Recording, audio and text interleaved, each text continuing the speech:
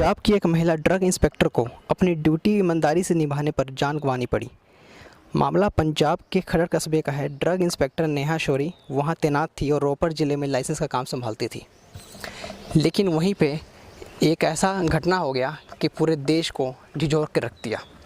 बलविंदर नामक एक व्यक्ति ने उनके ड्यूटी पे ही, जहाँ पे वो काम कर रही थी, अपने कैबिन में बैठी हुई थी, वहीं पे अपने लाइसेंसी हथियार लेकर आया और ताबड़तोड़ 3 गोलियां जो हैं नेहा शौरी पे बरसा दी, जिस वजह से मौके पे ही उनकी मौत हो गई। बलविंदर नाम का शख्स का मरिंडा में एक दुकान है जो केमिस्ट का दुकान है।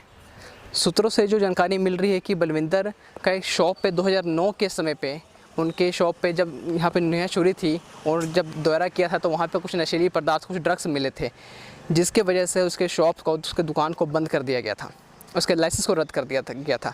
जिसकी वजह से हो सकता है कि इस बार उसने 2019 में आके करीब 10 साल के बाद अपना उसी लाइसेंस रद्द होने का बदला जो है नेहा शौरी से लिया। लेकिन हाल तक अभी यहाँ पे पुलिस की तरफ से कोई भी पुष्टि नहीं की गई है आधिकारिक कि किस वजह से उसकी जान ली गई है। लेकिन आपको बता दें कि मामला सारा क्या था।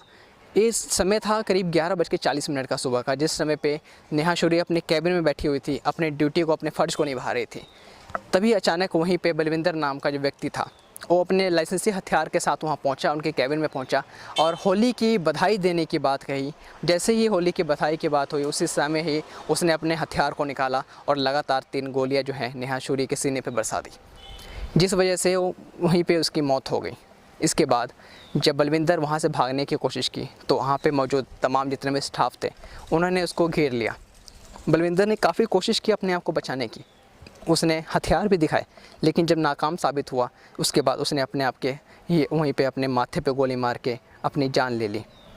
फ़िलहाल इस तमाम जितने भी मामला है सभी के ऊपर पुलिस जो है छानबीन कर रही है। और वहीं कैप्टन अमरिंदर सिंह ने भी इस पर संज्ञान लेते हुए ट्वीट किया है और कहा है कि इस मामले पे गंभीरता से देखा जाए, क्योंकि अभी नेहा शौरी की बात करें तो जॉइंट कमिश्नर भी यहाँ पे उनको तैनाती हो सकती थी। उनका भविष्य जो था काफ़ी सुनहरा था, क्योंकि 35 साल की उनकी उम्र थी, उनका बच्चा भी था और नई उनकी शादी भी हुई थी।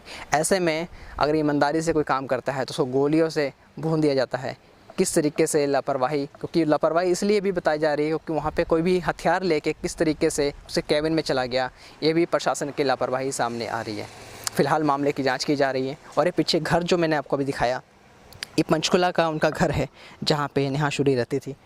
पंचकुला सेक्टर 6 710 नंबर एक घर है, जहाँ फ़िलहाल जो है मातम पसरा हुआ है, क्योंकि कुछ ही समय पहले यहीं से उसके शव को, नेहा शौरी के शव को संस्कार के लिए लेके गया गया है। पूरा परिवार, उनका पति भी कह रहे हैं कि अगर उनकी छोटी बच्ची ना होती तो भी शायद ज़िंदा ना रहते। अपनी छोटी बच्ची की वजह से ज़िंदा है, क्योंकि देख सकते हैं कि इस हिसाब से कि एक 35 साल की ईमानदार जो नेहा शौरी थी, उसको इस तरीके से उसकी हत्या होती है, इसको कोई भी सहन नहीं कर पाएगा।